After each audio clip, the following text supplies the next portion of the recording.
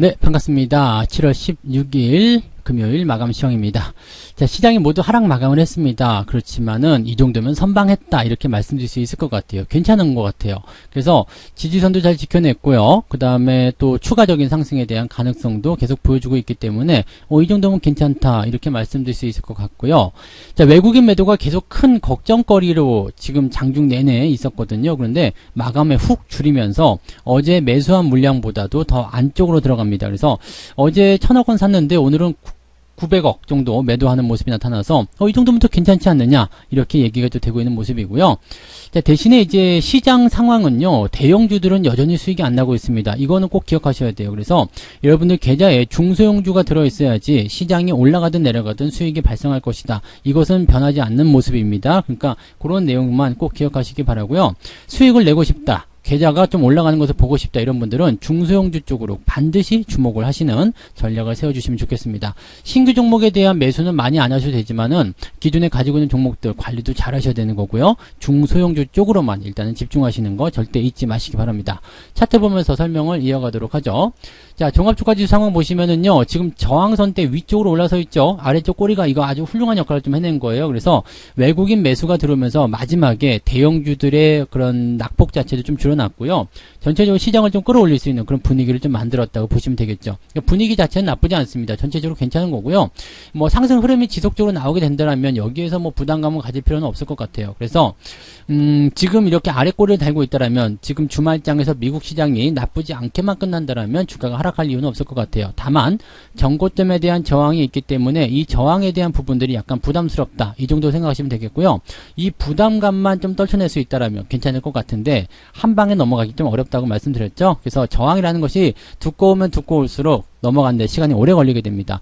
횡보가 나오거나 유지가 되거나 이런 부분들은 괜찮은 모습이에요. 그래서 오늘 아래쪽 꼬리 달고 있는 이런 조정들, 작은 조정들, 이런 것들은 신경을 크게 쓰지 않으셔도 된다, 이 말씀을 드릴 수 있겠고요. 현재 추세는 괜찮기 때문에 아직까지는 유지를 더 하셔도 나쁘지 않겠습니다. 그 부분 꼭 참고하시면 되겠고, 코스닥도 한번 볼까요? 코스닥 같은 경우는 지금 거의 뭐 신고가 흐름 계속 유지하고 있는 모습이에요.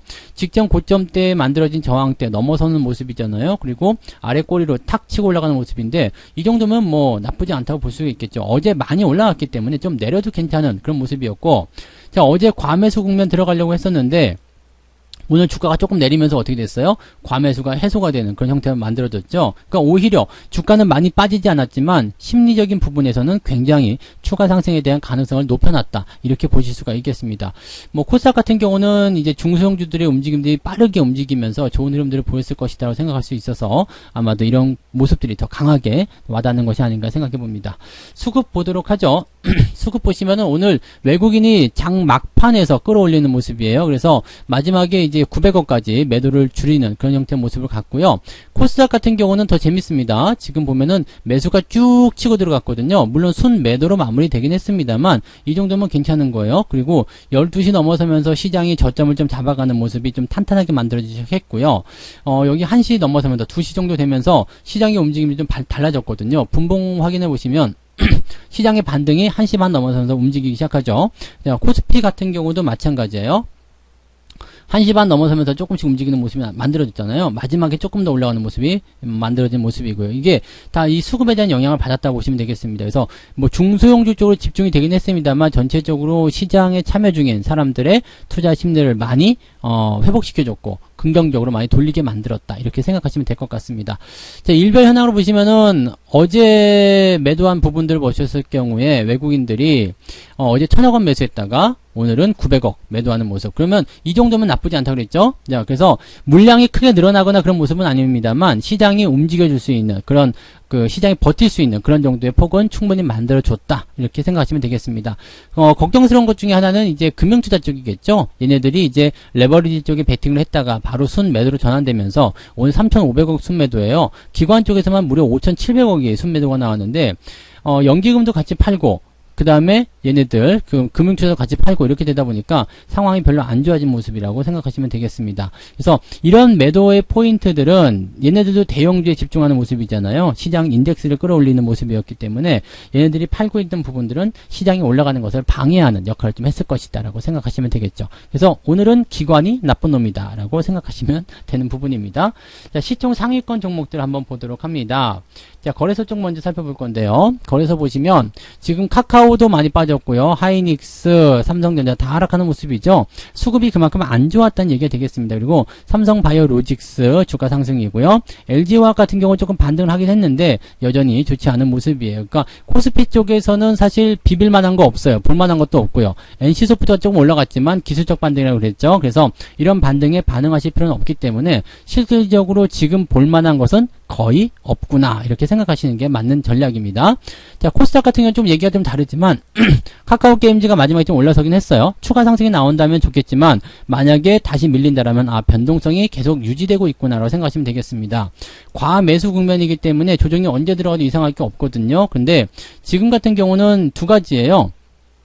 만약에 오늘 음봉이 떨어져서 주가가 떨어졌다라면 조정은 당연시 되는 거라고 보시면 되겠지만 오늘 올라섰단 말이에요. 여기서 추가적인 상승이 나타났을 경우에 9만원 이상으로 넘어가게 된다. 이렇게 된다라면은 주가가 일단은 매수의 흐름을 타고서 더 올라갈 수도 있거든요. 이거는 약간 비정상적인 부분이 되겠습니다만 올라가게 된다라면 그냥 올라가는 게 또 그냥 기정사실화 되는 거고 또 매수가 따라붙게 될 수 있는 부분이 되겠죠. 오늘은 거래량 늘어난 부분들이 전부 다 매수로 들어온 부분이기 때문에 과매수 국면임에도 불구하고 주가를 밀어 올리는 그런 형태로 만들어졌다고 생각하셔야 될 것 같습니다. 반면 시젠 같은 경우는 6%가 하락했기 때문에 현재 시점에서 굉장히 좀 안 좋은 상황으로 가고 있다라고 생각하시면 되겠고요. 그래서 이 델타 바이러스에 대한 부분들이 지금 현재 보시면 제대로 된 어떤 포인트를 만들어내지 못하고 있고요. 에코프로브엠이 지금 시총 3위로 올라섰습니다. 셀트리온 제약이 2등에 있다가 지금 4등으로 밀렸는데 얘네들도 지금 반등하지 못하고 있는 모습이란 말이에요. 그러면 이런 내용들은 어떻게 받아들여야 되느냐, 약간 뒤로 밀리는 그런 포인트들이 나오게 되고 다른 것들이 올라가는 거죠.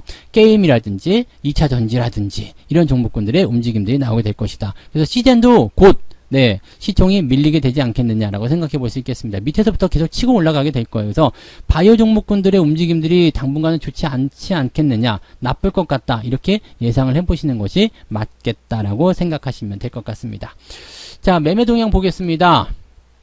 기관 쪽 보시면 삼성바이오로직스 매수를 많이 했어요. 그리고 인버스 쪽 들어왔는데 금융투자겠죠. 2차 전지는 계속적으로 매수하고 있지만 인버스 지금 레버리지 쪽을 코스닥 쪽은 사고 있는데 코덱스 레버리지는 매도를 했어요. 그러면 코스피 시장에 대한 부담감은 계속 가지고 있되 코스닥 같은 경우는 더 상승하겠다라고 보여지는 부분인 것 같습니다. 물량이 물론 많지는 않습니다만 그래도 시장에 대한 부분들 여전히 인덱스 쪽으로 많이들 들어가 있다는 거 참고하시고요. 그 중에서 인버스, 특히 고버스 쪽의 매수가 살짝 들어왔다는 부분을 생각하시면 되겠습니다.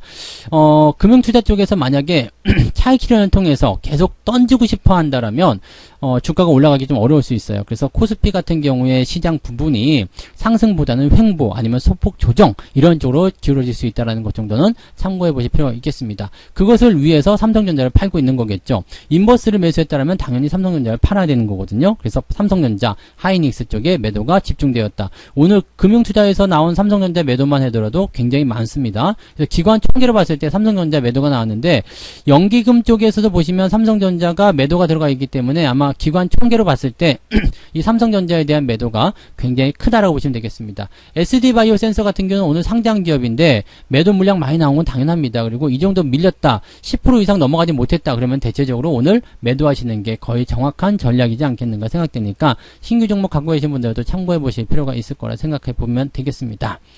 외국인들 볼까요? 외국인들은 지금 보시면 삼성전자는 어디에 있을까요? 별로 관여하지 않았네요. 삼성전자에 대한 관여는 별로 없었어요. 근데 지금 그러면 삼성전자는 하이닉스가 밀린 것은 전부 다 기관의 잘못이었다고 생각하셔야 되겠네요. 하이닉스 좀 매도가 있지만 물량이 그렇게 많지가 않고 삼성전자는 여기 있네요. 조금 팔았습니다. 매도를 하긴 했는데 그렇게 많은 물량이 아니죠. 근데 기관 쪽 물량이 워낙에 많기 때문에 그 부분들이 조금 부담스럽게 작용했다라고 생각하시면 되겠고, 카카오에 대한 매도가 있어요. 카카오가 지금 이 정도라면 안 좋습니다. 조정이 확실히 되었다고 저는 볼 수 있을 것 같아요. 그래서 추가 하락에 대한 부분들을 생각할 수밖에 없기 때문에 여기에 대한 부담감들은 우리가 안고 들어가야 될 것 같습니다. 다만 삼성바이오로직스 이 부분은 주가가 상승에 대한 가능성을 열어놨습니다.